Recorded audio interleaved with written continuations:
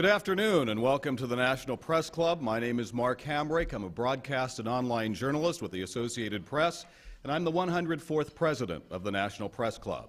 We are the world's leading professional organization for journalists, committed to our profession's future through our programming, events such as this, while working to foster a free press worldwide. For more information about the National Press Club, we'd invite you to visit our website at www.press.org and to donate to programs offered to the public through our National Press Club Journalism Institute. You can see about that on our website as well. So on behalf of our members worldwide, I'd like to welcome our speaker today, as well as those of you attending today's event. Our head table includes guests of our speaker, as well as working journalists who are club members. And if you hear applause in our audience, and this is our admonition during this highly charged political season, less relevant today, if you hear applause in our audience, we note that members of the general public are attending, so it's not necessarily evidence of a lack of journalistic objectivity. Got a lot of emails in the last few days. I'd also like to welcome our C-SPAN and public radio audiences. Our luncheons are also featured on our member-produced weekly podcast from the National Press Club, available for free download on iTunes. You can also follow the action on Twitter using the hashtag #NPC Lunch. After our guest speech concludes, we'll have Q&A, and I promise to ask as many questions as time permits. Well, now it is time to introduce our head table. And please note, again in this highly charged political season, that a journalist's presence at the head table does not signify or imply an endorsement of the speaker, although today is a little different. I'd ask each of you to stand up briefly as your name is announced. First of all, we begin from your right, and I'm so pleased that he could join us here today, a new member of the club. His name is Walter Cronkite IV.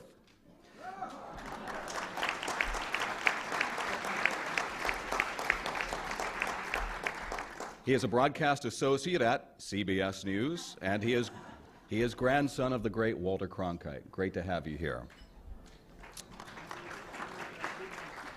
Wes Pippert from the Missouri School of Journalism and a former reporter for UPI in the great state of South Dakota, where our speaker is from. Dana Ritter is a White House producer for CBN News, and I'm told, we may get a few chuckles out of this, no disrespect to our guest speaker today, owner of a dog named Brokaw.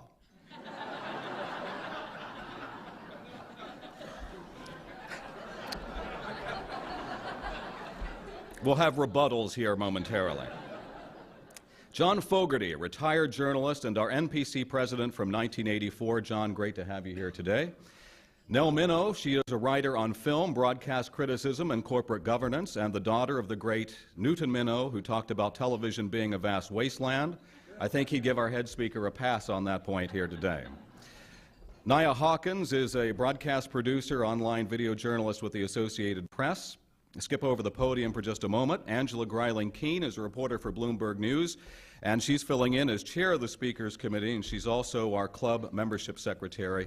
Thank you for all your hard work. Skip over our guest speaker for just a moment. The outgoing chair of our Speakers Committee, on assignment soon in Afghanistan, Melissa Charbonneau with Newshook Media, who's done such a fantastic job keeping our speakers lineup as good as it possibly can be. Bill McCluskey, former AP broadcast journalist manager and a national board member of the Society of Professional Journalists. Barbara Cochran, Missouri School of Journalism and formerly head of the Radio and Television Digital News Association and a longtime associate of our guest speaker today in her role as executive producer of Meet the Press. Kevin Roach is VP of U.S. Broadcast News at Associated Press. Just so happens he's also my boss, so if you would like to send letters of praise, I will be accepting those throughout today's program. At the end of the table, Jared Rizzi is the Washington correspondent with POTUS Radio, Sirius XM. He's also a new member of the Press Club. And Jared, happy birthday. And a round of applause for our head table.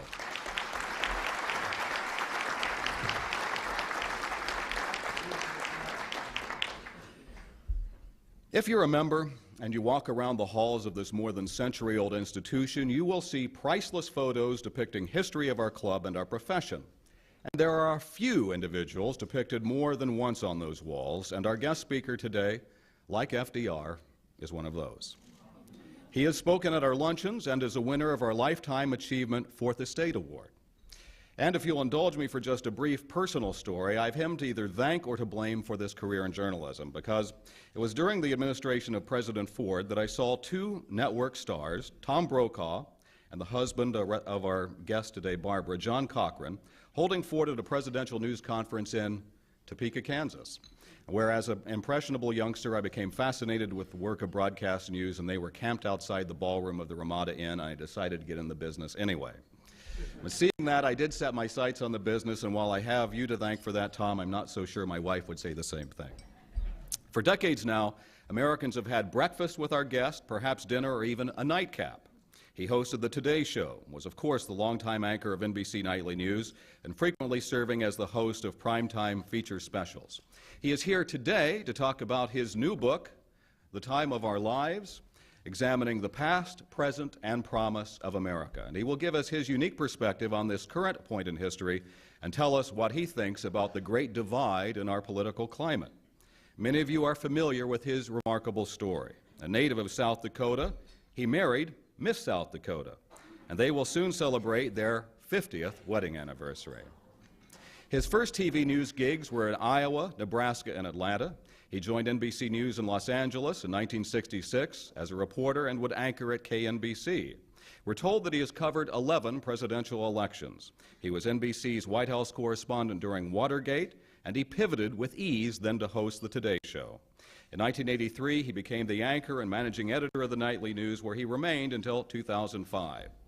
Having been named one of the most trusted people in America, according to polls, he was asked by NBC to step back in the spotlight to host Meet the Press after Tim Russert's tragic, sudden death during the 2008 election.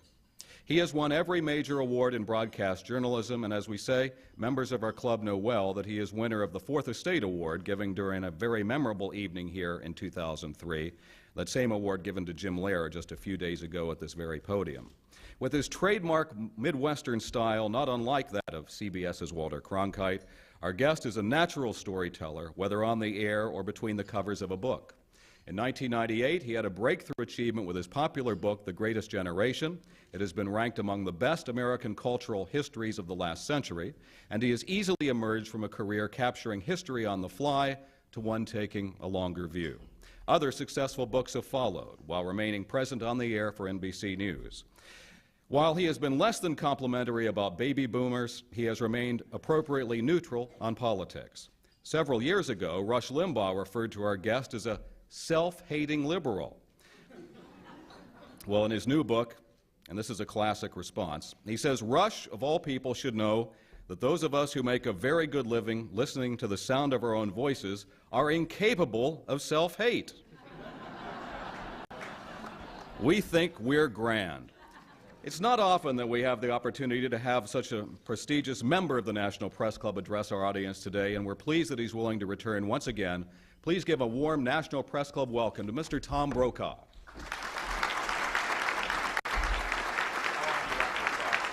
Till about 1:30.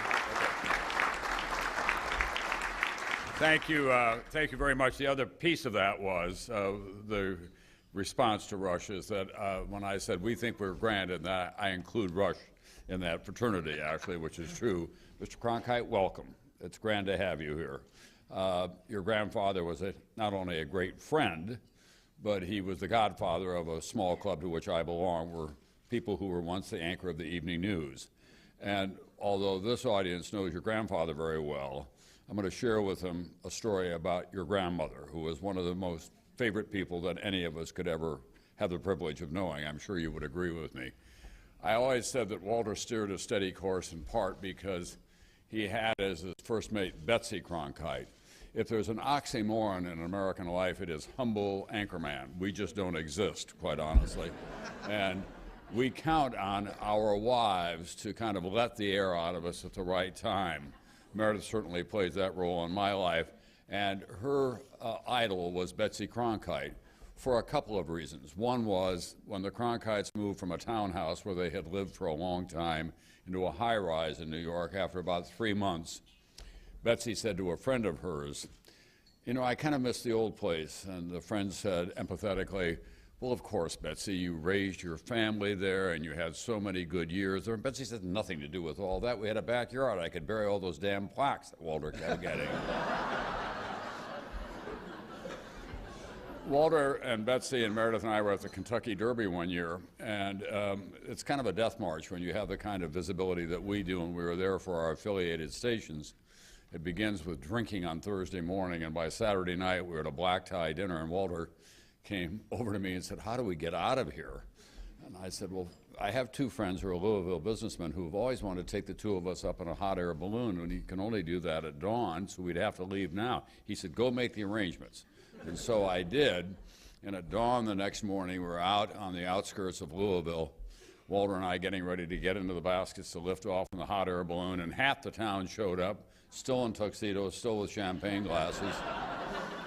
And Walter got in his basket and I got in mine, and we lifted off, and we had two-way radios, and the first voice I heard was Betsy Cronkite, after we got up to about 1,000 feet, saying, "Walter, we're down here on the ground dividing up your things. You still want that burial at sea?" And then my final favorite story about them came after Walter had retired for a couple of years and was in Yellowstone National Park narrating a documentary. And typically of Walter, he was probably buying something for you. He went to the gift shop, standing in line, just like an ordinary citizen, and there was a woman standing behind him, and behind that woman was Betsy Cronkite. The woman standing behind Walter just kept looking at him and looking at him, and finally she couldn't contain herself. She tapped him on the shoulder, and he turned around, and she said to him, "Has anyone ever told you you look just like Walter Cronkite did before he died?"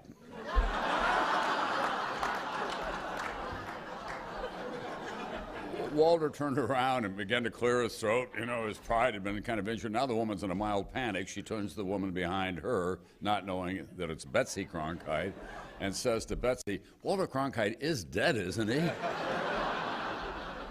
And Betsy looked off for a moment, and as you will well know, his grandmother had a wonderful kind of crooked smile, and her eyes would crinkle.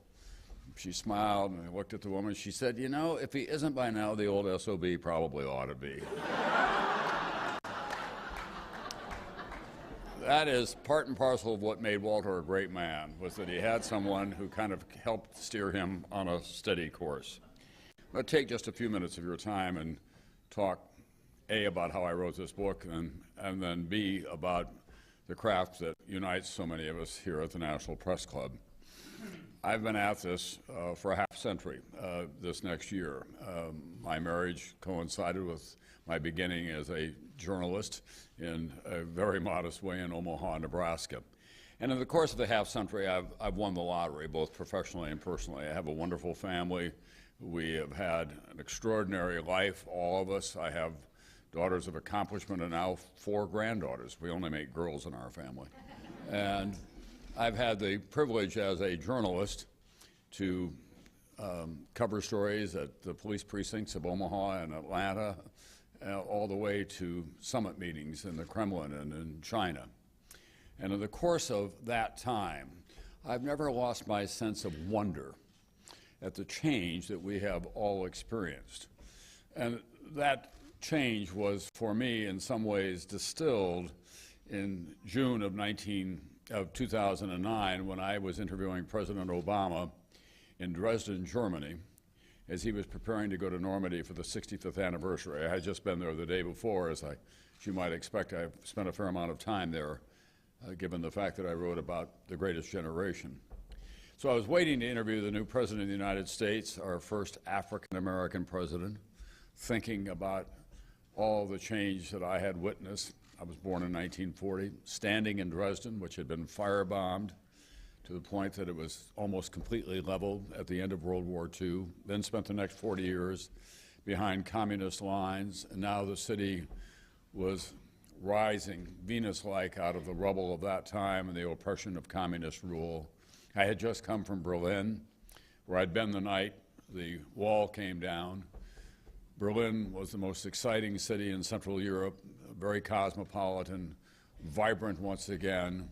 Again, in the course of my lifetime, it had been the capital of the most mendacious regime that anyone could possibly imagine, the headquarters of Hitler's Nazi Germany. And then along came an African-American president whose father was born in Africa and his mother came from here. And we began our exchange. And when I mentioned to him that I had been in Berlin the night the wall came down, the only correspondent with live transmission abilities, president looked at me and said, "Oh, I know, Tom." He said, "I watched you. I was in law school at the time." Oh, my God, he was in law school at the time. And I walked away from that interview trying to take the measure of all the change that A, I had witnessed, and B, that we had all been through. And it began to resonate with me as I looked at my grandchildren. And I wondered 50 years from now what they would be saying about their time. And most of all, what they would be saying about what we left them, what we created for them.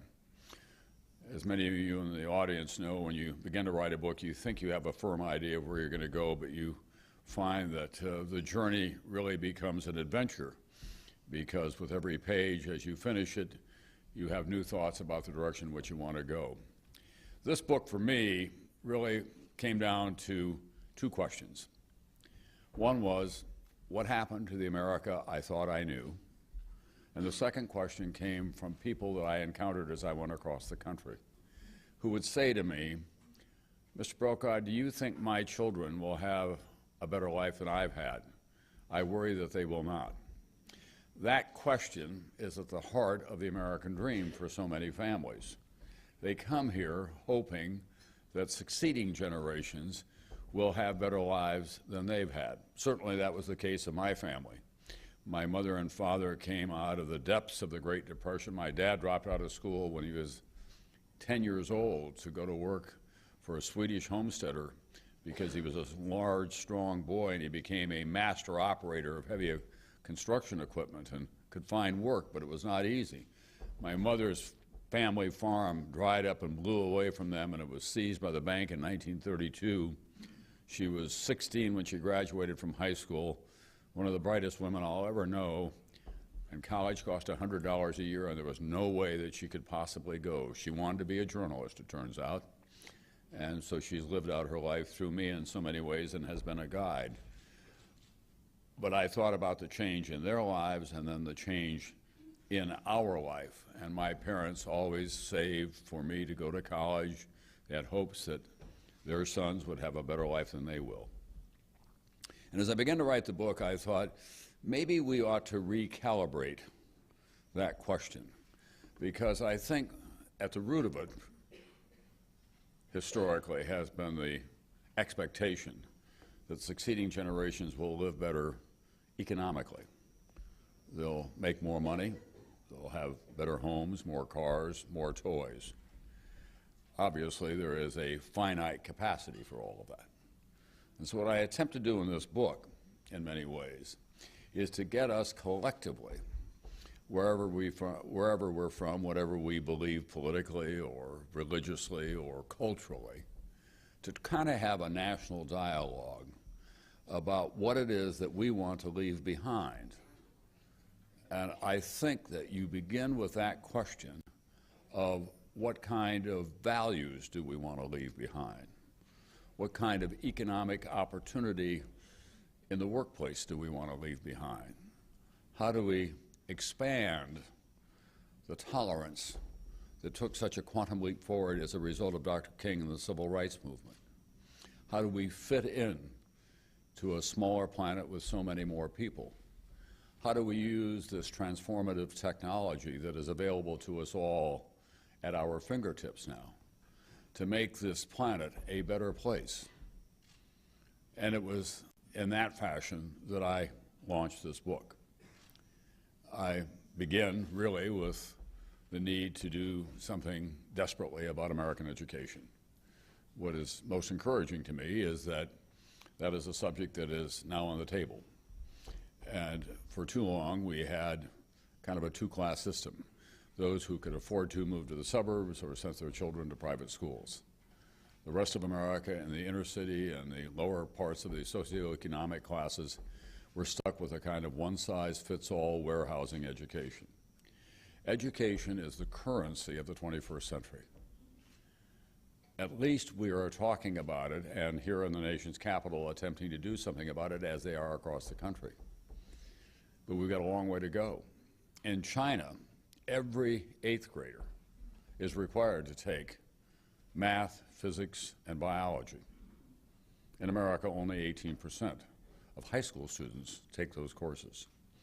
As long ago as 1996, I was reporting from Seoul, South Korea during the Olympics. And because we did it in the middle of the night to meet the time change requirements, I was there before dawn on a rooftop overlooking the courtyard of a junior high. And before the sun came up, that courtyard was filled with the lights of flashlights. And I looked down the first day and couldn't figure out what was going on. So I went down to look closer. And there were students in the courtyard doing their homework by flashlight, waiting for the doors to open so that they could improve themselves. This is a country that in the 1950s was ravaged by war and had a kind of Stone Age agricultural economy. Now it's one of the industrial powerhouses in the world. President of Korea had a meeting with President Obama a year ago, and President Obama, to make conversation, said, "Tell me about your challenges in education." The President of Korea looked at him and shook his head. He said, "My greatest challenge is that the parents want more from me, not less." So I began to address that in this book and the role that we can all play in it in a variety of ways. Those of us of my generation ought to be thinking more actively about becoming tutors and becoming involved in the schools, not just of our grandchildren, but in our communities. There are some heartening developments, I think. I think the place of charter schools is important. I believe that the combination now of what I call public-private partnerships in many communities, where companies are getting involved because that's going to be their workforce and their customers, and they're trying to bring new resources to teaching. And we're finally beginning to have a national debate about what is an effective teacher and how do you build an effective school system. I make a transition then into what I call proportion in our lives. I just had a fairly active discussion on NPR this morning in which a caller called in to challenge me on the housing crisis, saying it was entirely the fault of Wall Street. In fact, Wall Street played an enormous role in the housing crisis, but it wasn't all Wall Street. People have to accept personal responsibility when they sign on the bottom line for a mortgage that they can't afford. And here in Washington, Fannie Mae and Freddie Mac drove a lot of the stampede to people thinking that they could afford homes. Home ownership was going to be part of the American dream, but unfortunately it ignored a lot of the financial reality that comes with that.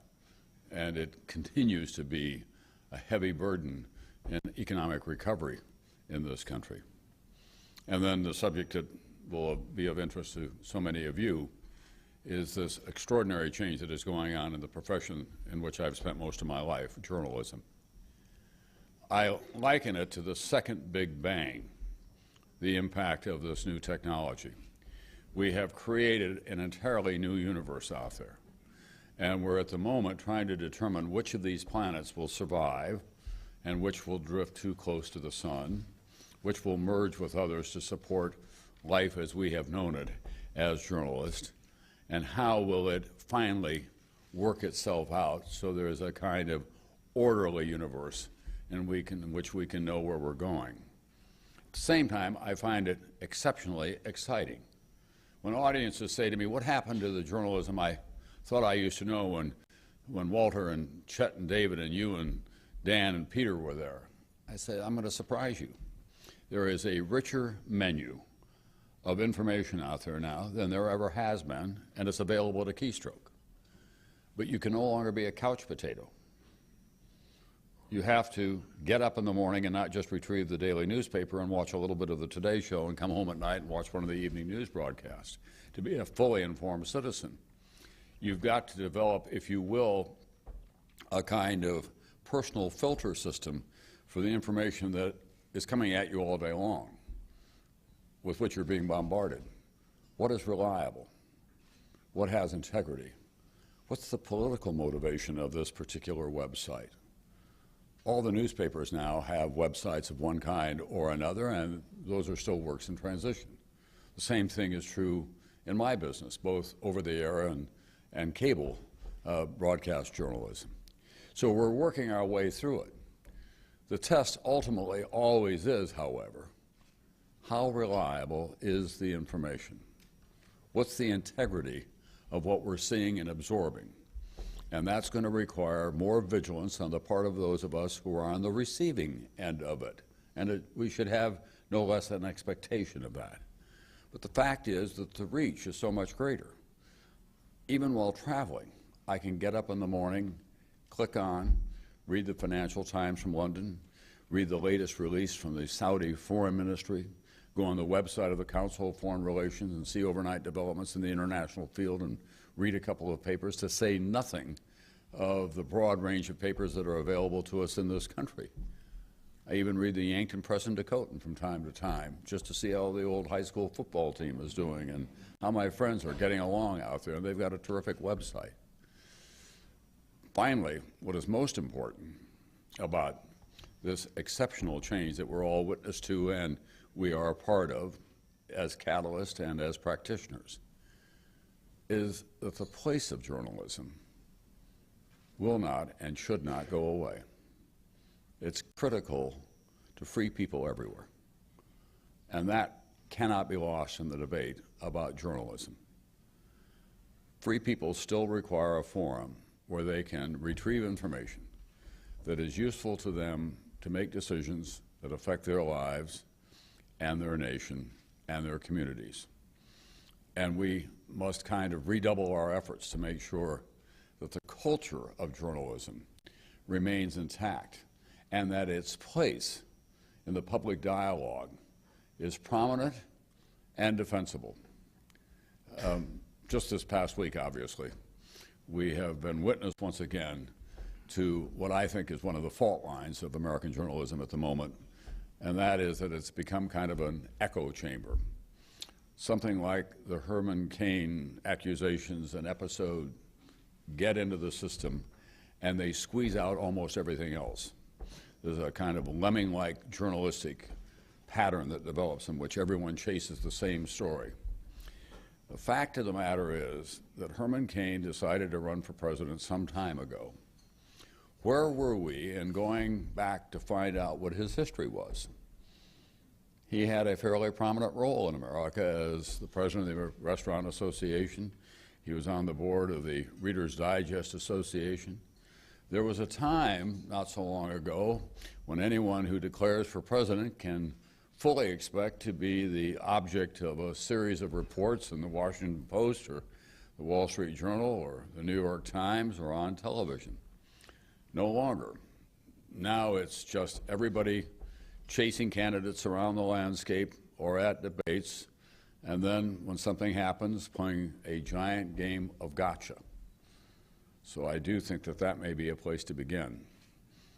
You're always going to have the horse race in American politics. You're always going to chase the scandals. But the American public deserves more from us, from these people who are stepping forward to running as president, possibly president of the United States. They require a long, in-depth examination of who they are and an examination of what their policies are across the board. Republicans, Democrats, and independents. That's the least that we owe the voting audience and the people who give us all the freedoms that we have in the First Amendment to the Constitution, freedom of the press. Now, having said all of that, we can always expect that there will be a robust debate in this country. That, in fact, some of the language that we're seeing now is reasonably mild, even by contemporary standards. There's a new book out on the campaign of 1948. I was reading passages from it last night. Harry Truman, give 'em hell, Harry. Everyone remembers that campaign. At one point, made a speech in which he compared Tom Dewey, in effect, to Hitler and Mussolini. And it was recorded and printed in that fashion. He said that Tom Dewey is just like what happened in Germany, in which the financial interests decided they had to have somebody represent them, and it was Adolf Hitler. And the same thing happened in Italy. Well, the Dewey people went ballistic, but Harry Truman stuck by his guns and continued the campaign in that fashion. So we have a rich tradition of that. Moreover, here's something that may surprise a lot of people. Abraham Lincoln was, in a way, one of the first bloggers. When he was a lawyer and active in Illinois politics, he wrote scathing criticisms of his political opponents under a pseudonym. Scathing criticisms of them that had very little basis in fact, very opinionated, and very scurrilous. And of course, because he was so well known, one of his opponents called him out and challenged him to a duel. And because he was challenged, and a large, gangly man, Abraham Lincoln decided he would choose broadswords. And they met just across the line because duels were not permissible in Illinois.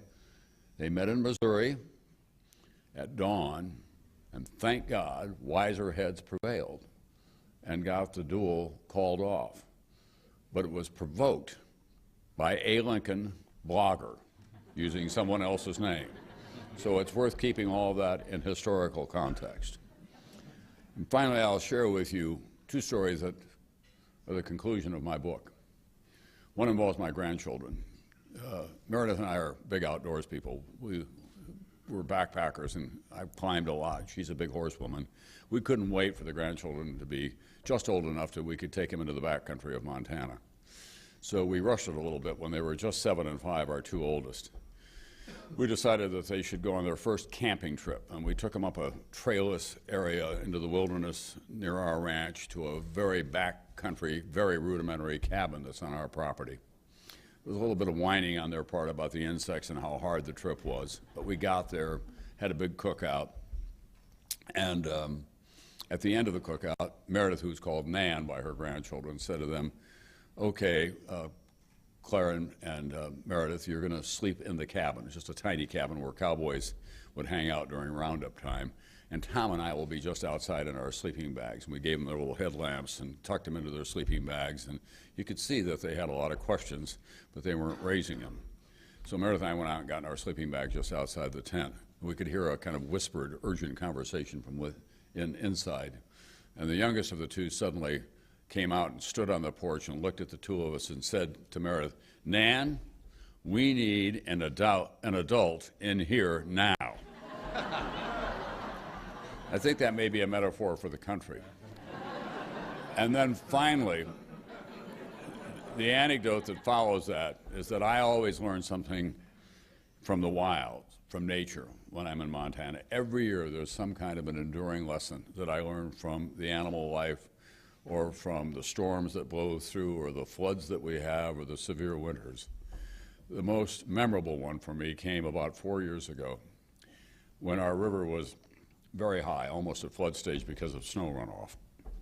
And I went to a high point overlooking the river that was bordered by a conifer grove, and then on the other side, to get to the grassy pastures in the range of our ranch, there were thick rows of hawthorn bushes.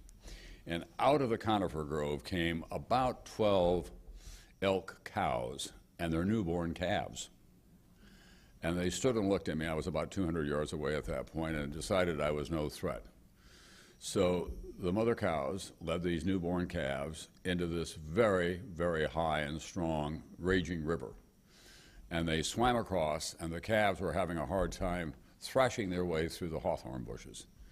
They all made it except one, and he was swept downstream. Now I'm thinking, what do I do here? But on his own, he found an eddy, which is a back current, and got up onto a sandbar and walked back up a little farther and was on the far bank. The rest of the herd was across the river, and they were waiting patiently, and he tried again and failed a second time. And then he got back on the sandbar and tried a third time and failed again. Now I can barely breathe watching all of this, but as God is my witness, after the third time, he stood on that sandbank, trembling. Across the way, his mother separated herself from the herd, walked down to the edge of the river, looked at him, and nodded her majestic head, waded into the river, nuzzled him some, and then led him upstream to a safer place where they both got across while the rest of the herd waited for them, and then they moved on to greener pastures. Our country is at flood stage. We need to find a way that we can navigate these rivers together and find our ways to higher ground. Thank you all very much. here in addition to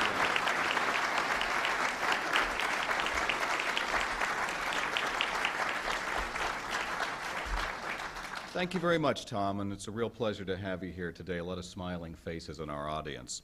So using your term, the greatest generation, as a basis, how would you categorize the current generation? Well, you're talking about the young people coming of age now? Yes, or their parents. Yeah, maybe both. Maybe the boomers. Both All right. I'm not a boomer. I'm a member of the so-called silent generation. I was born in 1940, and we're small because there was not a lot of birth going on during the war, obviously. And I've been fascinated by the baby boomers because, A, I was just close enough to them that we shared a lot of interest, and then I covered them as a reporter. And I've called that the unresolved generation. I don't think that they've fully resolved who they want to be and how they want to be remembered. The current generation, coming of age now, are called, broadly speaking, the millennials. And they're beginning to get a subset because they have been so chastened by what's happening economically. A lot of them have moved back home, not because they're slackers, because they can't find a job and they can't afford housing. So marketers are beginning to call them neo-frugalist. They're spending their money much more carefully than their parents did. And they're making decisions kind of a week or a day at a time, spending a lot of time online talking to everybody else. And they're skeptical about a lot of the institutions that we have all taken for granted, including corporations and what kind of job security they have. So that's how I would characterize the three of them. Okay. We've dealt with some similar themes in recent luncheons, including one where Ken Burns was here to talk about his new three-part series, Prohibition, and he uses that as sort of a fulcrum to talk about divisiveness in U.S. history. How would you place this period we're witnessing right now relative to other such periods throughout our entire American history? Well, I think we don't know yet. You'd always need a little more perspective and a little more distance from what we're going through. It does seem at the moment that this is, and we know this for a fact, this is a very difficult time, in part because the old rules don't seem to apply. I was with a group of very sophisticated economists and CEOs in late '09. Almost to a man. They said the recovery would be well underway by the fourth quarter of '10 because of the amount of stimulus that the government was going to unleash.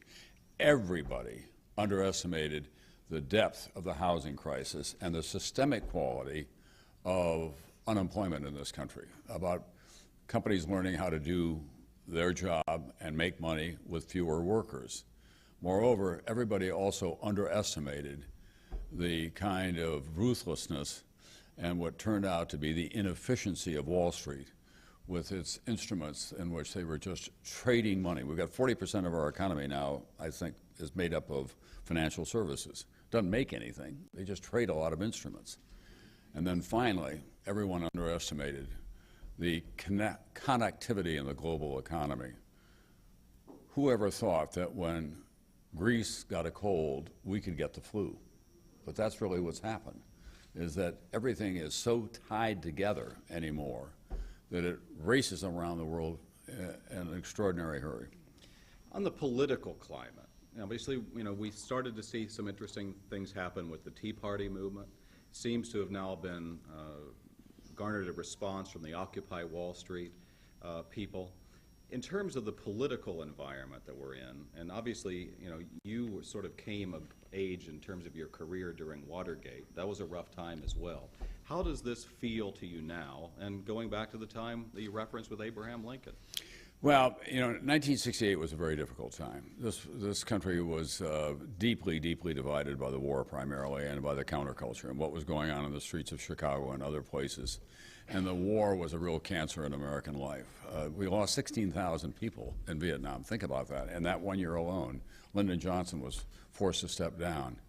Dr. King and Bobby Kennedy were both assassinated. And yet, we had an economic underpinning in which things were pretty good economically. Even the people who were in the streets had a home to go back to, or probably could go get a job if they chose to, because there was a real demand for the workplace. What's changed it now is that there's so much economic uncertainty, and that causes exceptional anxiety. If you take the people who have a home that's in foreclosure or in danger of it, or the value of it has gone way down compared to their mortgage, that represents, in most instances, the great bulk of their net worth. And they can't see, looking out, how they're ever going to get out from under that. And then you have elder workers who have lost their jobs or have been furloughed, and they don't have a retirement program anymore. And what's going to happen to them?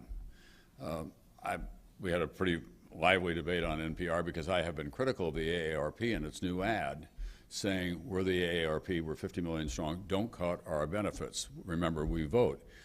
I think it would have been more useful for the AARP to say, a lot of our members need all of these benefits. We, however, would like to have a dialogue. Reach out to us. We know about entitlement programs, and we want to be a part of this discussion. Because if everyone just retreats to their corners and issues threats, I don't know how we get downstream. The fact is, Medicare needs to be reformed, structurally and otherwise. Social Security cannot be sustained at its current levels unless we make some significant changes in it. We made changes during the Reagan years. It's time for some other changes now. And that's what I think organizations, including the AARP, but others ought to be saying. Count us in. Bring us to the table. We've got some thoughts on this. Are all Americans, or many Americans, guilty of that same issue, failing to be willing to make a significant sacrifice like the greatest generation? No, I think more and more that they are. Here's what I do think, however. The national debt is a critical issue. It's going to be left behind for our children and grandchildren to pay off the debt, and it's going to make life that much more expensive at every level in this country. But for most Americans, they can't touch it or feel it or smell it. So it's just kind of out there. And if things are going okay for them, they're not going to worry about it very much. If the national debt came with a hot, dry wind that blew in your face when you got up in the morning to remind you that it exists there, or when you stepped out the door, there was this enormous mound reminding you of how much of that national debt you were going to have to pay off at some point, it had a kind of tactile quality about it, I think we'd have a greater sense of urgency about it among the masses. What is your sense of optimism or pessimism as to whether these much-needed solutions can actually come down the pike? Well, I'm a product of America, so the glass is always half full for me. And we have the greatest education institutions in the world, even those that are stressed at the moment. And the genius of this immigrant nation is that everyone is always coming here wanting to work harder and fulfill the American dream and to have ambition. We've just been witness in the last couple of weeks to the enormous outpouring of tributes to Steve Jobs. Steve Jobs and Bill Gates and Sergey Brin and Larry Page at Google and all the others, they invented this technology in America. They changed the world. And if you go to Silicon Valley, you find all these bright young Americans that we would once, a long time ago, dismiss as just computer geeks out there in Silicon Valley at the moment. By the way, they don't have a recession. The economy is pumping. So it's that kind of American inventiveness that if you give them running room, that they can get the job done. But I do think that there are some fundamental structural problems with the country at the moment that we have to address. Because we're competing, as I said earlier, against countries that now have an open playing field in which they're preparing for their future by inventing their own new institutions and changing their laws to adapt to the reality. We're living, as I said earlier, in an analog way, but it's a digital world. A question from the audience says, and I'm just quoting here, you sound very down on public education. Surely you can't mean that every public school is failing its students. No, I'm not down on public education. In fact, in the book, I pay tribute to it. I just think that public education, like every other institution in American life, has to look at how it can renew itself. I pay tribute to a woman in Fayetteville, North Carolina, a public school superintendent, who got very concerned about the gap between Hispanic and African American students and her white students. When she looked into it, it was mostly because of absenteeism. So many of the lower socioeconomic classes had no parent at home when they left for school in the morning or when they got home, so they skipped school. So she put on a real campaign to get kids back into the classroom, persuaded her teachers and got some local money to have a 6th day of classes on Saturdays, gave out her telephone number as the other teachers did, and they've turned the school around.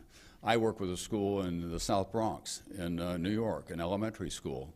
A principal in a public school called me up and said, I need some help. I'd like you to see our school. I went up there, and it was one of those wonderful schools that was built in 1955, structurally very sound. Second floor, large room, completely empty. And I said, what's this? She said, it should be a library, but it's not. We don't have anything to fill it up with. So I helped her raise some money. She was very resourceful on her own. That room now is filled with computers and electronic books and other kinds of books, and she keeps it open until 7 o'clock at night as a community center for the single parents who can come home from work, go there with their children, and learn together. And a lot of the teachers are volunteering to stay afterwards. It's that kind of enterprise that will be the saving grace of public education in the country. I got a lot of other examples in the book as well, but I encourage you to buy it and read them that way. Yes. From the head table, we have a question. What do you think about the impact of the Citizens United decision on elections? And what do you think that will do about the level of argument in politics and in campaigns? Well, I've been a big critic for a long time of big money in politics, and that took it to a whole different level. Now, having said that, I'm not enough of a legal expert to say that the Supreme Court was wrong, because I do think that institutions and even corporations have a right to play their part in the American political system. And before we had Citizens United, we had lots of other money that was pouring into the system. And what I've discovered, I've been covering this particular part of American politics since I began. I remember in California, I went to the Secretary of State's office after a very expensive Senate race to look at the records about who was giving money, and they could file by submitting all the names, but with no space between the names and one line bumped up against the other. So it was almost impossible to read pages and pages of documents. Money is the mother's milk of politics. And so many people in this country who are not directly involved in the culture have come to accept that it's very hard to get the public aroused about the impact of money. They're generally inclined to say, it's always been that way, it's probably always going to be that way. But now we're talking about numbers that are unimaginable. I mean, we're going to spend a couple $2 billion on the presidential election next year at a time when that money could be used in so many other ways in this country to move the country forward. Is the impact of that to push the people away from their government? It is. I think that I went across the country in '09 on Highway 50, and I came back with two conclusions. One was that about half the country was ticked off in the half-cocked position, and they just didn't believe anything that they were hearing anymore, and that, I really believe that was the root of the Tea Party movement. The other half of the country was really just worrying about holding their families and their communities and their businesses together, and they'd kind of given up on Washington. A lot of them had voted for the president. They were independents or moderate Republicans, and they felt a kind of sense of betrayal that he wasn't as aware of what they were going through out there in the heartland. And I think most of all, people just don't feel connected to their congressman or senator in the way that they once did, because they lead such different lives now than they did. I mean, you've got an entire industry over here on K Street. You know how much money is spread around. Look at the amount of money that is being used now to attack the new regulations on Wall Street. You know, every bank and financial institution got a high-powered lawyer in there. And we haven't finished the debate on health care, either promoting it or taking it apart. And that will be driven so much, not from the patient population, as it will be by the special interest. You're almost recognized in current time more as an author, and that's the reason why you're here today, than as a broadcast journalist. Talk about the craft of writing for a book as opposed to preparing for on-air. How do they compare? How do they differ? Well, broadcast journalism is, it's short form, and books are long form. So that was a transition for me. I have a number of friends who are literary novelists. Tom McGuane is one of them. Jim Harrison is another one. And we've talked about the craft of writing. Carl Hyacin is one of my favorite friends and also one of the wittiest guys who is writing today. And we've talked about it, and I said, my problem is always writing long, keeping track of everything, because I'm used to short narratives, either an op-ed page piece or a magazine piece of some kind. But a book is a really long journey. And they said, well, there are no pills that you can take, that you just have to find your way through it. But I find it very gratifying. And what I like about it is the permanence of it. Walter Isaacson and I had a conversation the other day about print versus electronic books. And Walter said something I think that was very perceptive. He said, I'm trying to hang on to first edition copies of books in print that I like, because I think 20 years from now I know where they're going to be. I'm not sure what's going to happen to my electronic books that I'm storing on my iPad or on my computer. And I think that that's a fairly astute observation. I find that my grandchildren still love the tactile experience. The kids all read books with books in their hands. You know, they love the idea of books, and they go straight through them. They'll pick them up and read them, but they're not reading electronically as much as they are a book with a binding on it and with a printed page. Let's talk about the point at which you were NBC Nightly News anchor. You know, you had rivals at CBS, Dan Rather, Peter Jennings. You talked about earlier. Is that right? I didn't.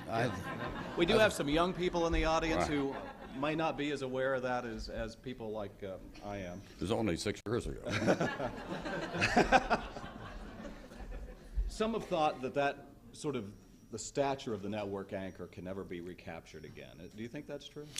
Well, here's something I'd like to remind people of. Bill O'Reilly gets a lot of attention because he's the most popular commentator in cable news, and he likes to talk about that, and that's fine.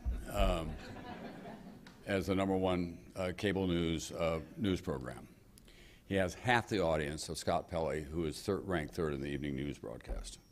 These evening news broadcasts, on a combined basis, on a nightly basis, deliver about 20 million viewers. Who in this room would like to have circulation of 20 million? It still has a lot of tonnage attached to it. Now, gratefully, Brian has done a great job, and he's #1, Diane's #2, but it is more competitive. The thing that we worry most about, there is a decline from year to year, but most of all what we worry about is the demographics of it. The audiences tend to be older. We don't get as many young people because they can get it from so many other places. So we have a whole other nightly news that comes on after Brian signs off online on the website, so you can get additional information.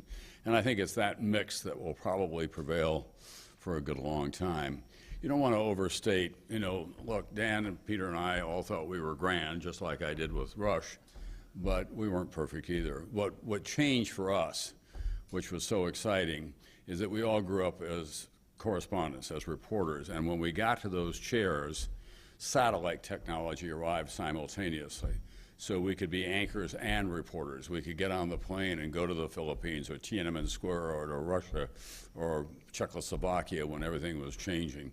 We could be in South Africa or the night the Berlin Wall came down and report live from those sites, and added a whole other dimension to it. Do you think the nightly newscast will survive 20 years from now? My guess is that it will. It constantly has to adapt to what's going on. It'll probably take on some new forms by then. And what I think is that it will probably have many parts to it. There will be an on-the-air part, an online part, and they'll all be complementary going on at the same time. And you'll probably be able to see it on your iPad in whatever form that is. I mean, you'll be able to just dial it up, even on an airplane. I mean, we all have gotten used to the idea now of getting on JetBlue and watching satellite television all across the country, right? Mm-hmm. Why couldn't we just have the nightly news available to us either on a PDA or on an iPad of some kind? I think that there's a good possibility of that. And then complementary information that is off to the side, statistical analysis of what we've just reported on. Well, earlier you talked about, you know, the media should have done its due diligence with Herman Cain 6 months ago.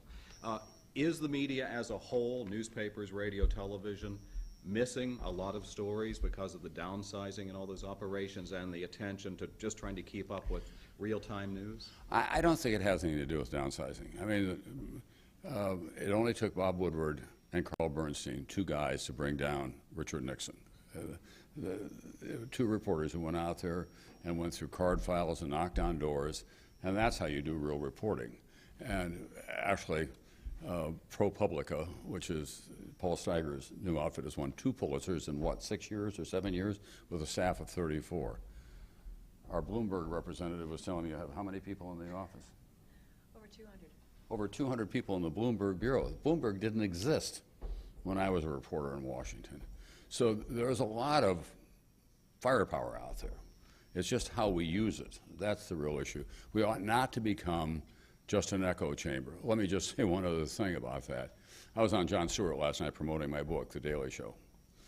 And before I got on, the first half of the show, John's staff, which is so good at this, did the best job I've seen all week on the Herman Cain story, of putting it in perspective, of getting the archival information, of tracking the different things that he said along the way, and then putting in context as well some of the defenses of him. There's this debate that was going on, Ann Coulter saying, our blacks are better than their blacks, and that's the reason that there's such a dispute about this. And Jon Stewart, in his own inimitable way, went right after that.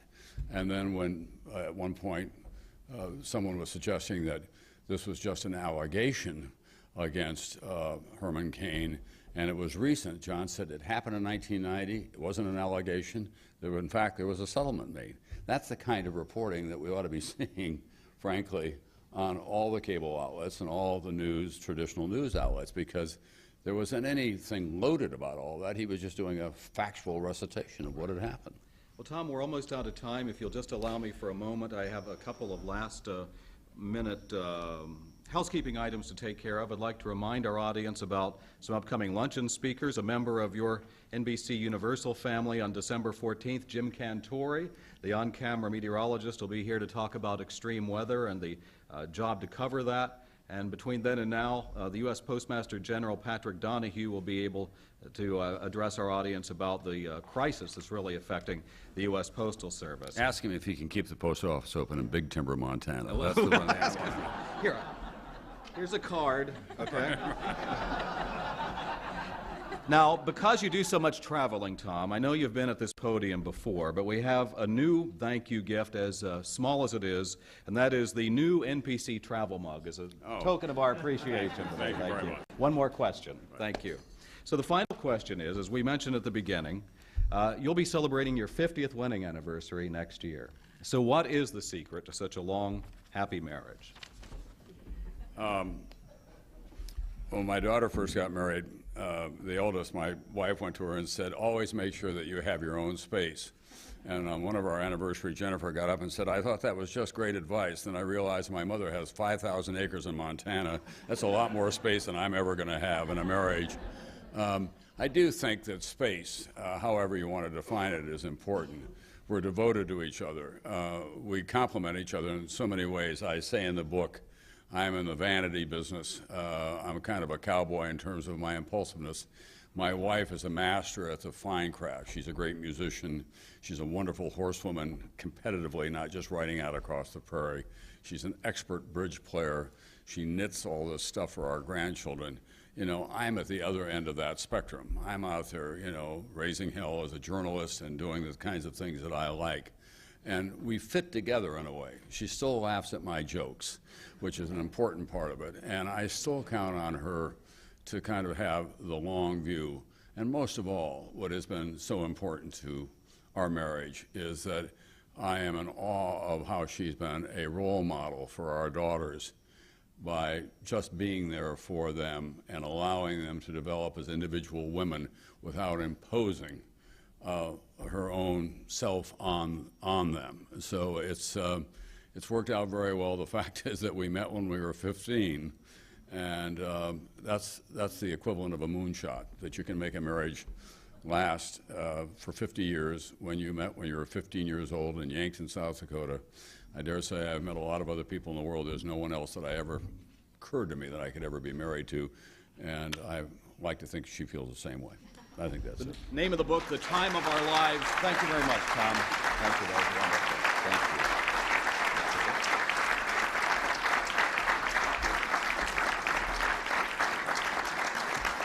Thank you all for coming here today. I'd like to also thank our National Press Club staff, including our Library and Broadcast Center, for organizing today's event. And here's a reminder, you can find out more information about the National Press Club as well as the National Press Club Journalism Institute on our website. And if you'd like a copy of today's program, you can check out our website at www.press.org. Thank you, and we're adjourned.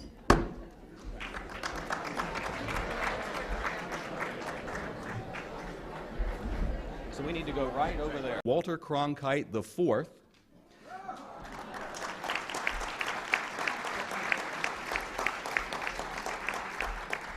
He is a broadcast associate at CBS News, and he is grandson of the great Walter Cronkite. Great to have you here. Wes Pippert from the Missouri School of Journalism and a former reporter for UPI in the great state of South Dakota, where our speaker is from. Dana Ritter is a White House producer for CBN News, and I'm told, we may get a few chuckles out of this, no disrespect to our guest speaker today, owner of a dog named Brokaw.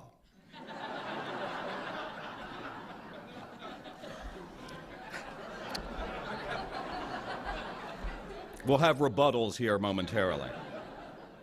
John Fogarty, a retired journalist and our NPC president from 1984. John, great to have you here today. Nell Minow, she is a writer on film, broadcast criticism, and corporate governance, and the daughter of the great Newton Minow, who talked about television being a vast wasteland. I think he'd give our head speaker a pass on that point here today. Nia Hawkins is a broadcast producer, online video journalist with the Associated Press. Skip over the podium for just a moment. Angela Greiling-Keene is a reporter for Bloomberg News, and she's filling in as chair of the Speakers Committee, and she's also our club membership secretary.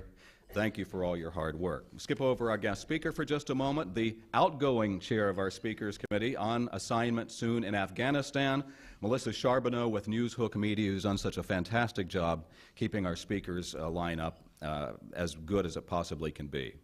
Bill McCluskey, former AP broadcast journalist manager and a national board member of the Society of Professional Journalists. Barbara Cochran, Missouri School of Journalism and formerly head of the radio and his new book, The Time of Our Lives, examining the past, present, and promise of America. And he will give us his unique perspective on this current point in history and tell us what he thinks about the great divide in our political climate. Many of you are familiar with his remarkable story. A native of South Dakota, he married Miss South Dakota, and they will soon celebrate their 50th wedding anniversary. His first TV news gigs were in Iowa, Nebraska, and Atlanta. He joined NBC News in Los Angeles in 1966 as a reporter and would anchor at KNBC. We're told that he has covered 11 presidential elections. He was NBC's White House correspondent during Watergate, and he pivoted with ease then to host The Today Show. In 1983, he became the anchor and managing editor of the Nightly News, where he remained until 2005. Having been named one of the most trusted people in America, according to polls, he was asked by NBC to step back in the spotlight to host Meet the Press after Tim Russert's tragic, sudden death during the 2008 election. He has won every major award in broadcast journalism, and as we say, members of our club know well that he is winner of the Fourth Estate Award, given during a very memorable evening here in 2003, that same award given to Jim Lehrer just a few days ago at this very podium. With his trademark Midwestern style, not unlike that of CBS's Walter Cronkite, our guest is a natural storyteller, whether on the air or between the covers of a book. In 1998, he had a breakthrough achievement with his popular book, The Greatest Generation. It has been ranked among the best American cultural histories of the last century, and he has easily emerged from a career capturing history on the fly to one taking a longer view. Other successful books have followed, while remaining present on the air for NBC News. While he has been less than complimentary about baby boomers, he has remained appropriately neutral on Vision Digital News Association and a longtime associate of our guest speaker today in her role as executive producer of Meet the Press. Kevin Roach is VP of U.S. Broadcast News at Associated Press. Just so happens he's also my boss, so if you would like to send letters of praise, I will be accepting those throughout today's program. At the end of the table, Jared Rizzi is the Washington correspondent with POTUS Radio, Sirius XM. He's also a new member of the Press Club. And Jared, happy birthday. And a round of applause for our head table.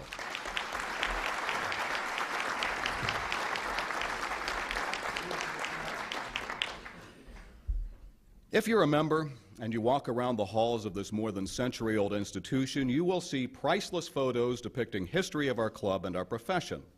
And there are a few individuals depicted more than once on those walls, and our guest speaker today, like FDR, is one of those. He has spoken at our luncheons and is a winner of our Lifetime Achievement Fourth Estate Award. And if you'll indulge me for just a brief personal story, I have him to either thank or to blame for this career in journalism, because it was during the administration of President Ford that I saw two network stars, Tom Brokaw and the husband of our guest today, Barbara, John Cochran, holding Ford at a presidential news conference in Topeka, Kansas. Where as an impressionable youngster, I became fascinated with the work of broadcast news, and they were camped outside the ballroom of the Ramada Inn, and I decided to get in the business anyway. But seeing that, I did set my sights on the business, and while I have you to thank for that, Tom, I'm not so sure my wife would say the same thing. For decades now, Americans have had breakfast with our guest, perhaps dinner or even a nightcap. He hosted the Today Show, was of course the longtime anchor of NBC Nightly News, and frequently serving as the host of primetime feature specials. He is here today to talk about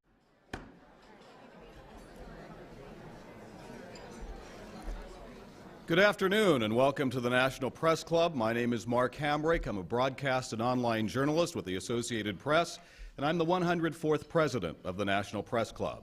We are the world's leading professional organization for journalists, committed to our profession's future through our programming, events such as this, while working to foster a free press worldwide. For more information about the National Press Club, we'd invite you to visit our website at www.press.org and to donate to programs offered to the public through our National Press Club Journalism Institute. You can see about that on our website as well. So on behalf of our members worldwide, I'd like to welcome our speaker today, as well as those of you attending today's event. Our head table includes guests of our speaker, as well as working journalists who are club members.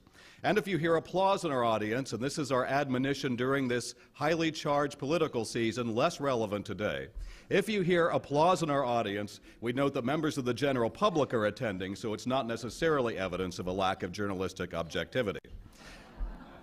Got a lot of emails in the last few days. I'd also like to welcome our C-SPAN and public radio audiences. Our luncheons are also featured on our member-produced weekly podcast from the National Press Club, available for free download on iTunes. You can also follow the action on Twitter using the hashtag #NPC Lunch. After our guest speech concludes, we'll have Q&A, and I promise to ask as many questions as time permits. Well, now it is time to introduce our head table. And please note, again in this highly charged political season, that a journalist's presence at the head table does not signify or imply an endorsement of the speaker, although today is a little different. I'd ask each of you to stand up briefly as your name is announced. First of all, we begin from your right, and I'm so pleased that he could join us here today, a new member of the club. His name is Politics. Several years ago, Rush Limbaugh referred to our guest as a self-hating liberal. Well, in his new book, and this is a classic response, he says, Rush, of all people, should know that those of us who make a very good living listening to the sound of our own voices are incapable of self-hate. We think we're grand. It's not often that we have the opportunity to have such a prestigious member of the National Press Club address our audience today, and we're pleased that he's willing to return once again. Please give a warm National Press Club welcome to Mr. Tom Brokaw.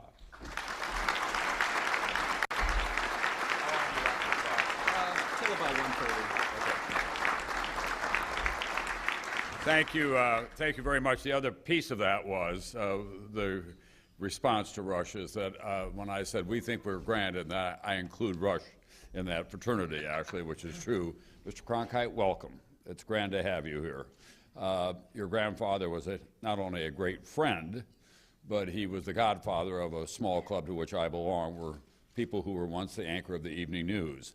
And although this audience knows your grandfather very well, I'm going to share with them a story about your grandmother, who was one of the most favorite people that any of us could ever have the privilege of knowing. I'm sure you would agree with me. I always said that Walter steered a steady course in part because he had as his first mate Betsy Cronkite. If there's an oxymoron in American life, it is humble anchorman. We just don't exist, quite honestly. And we count on our wives to kind of let the air out of us at the right time. Meredith certainly plays that role in my life, and her idol was Betsy Cronkite for a couple of reasons. One was when the Cronkites moved from a townhouse where they had lived for a long time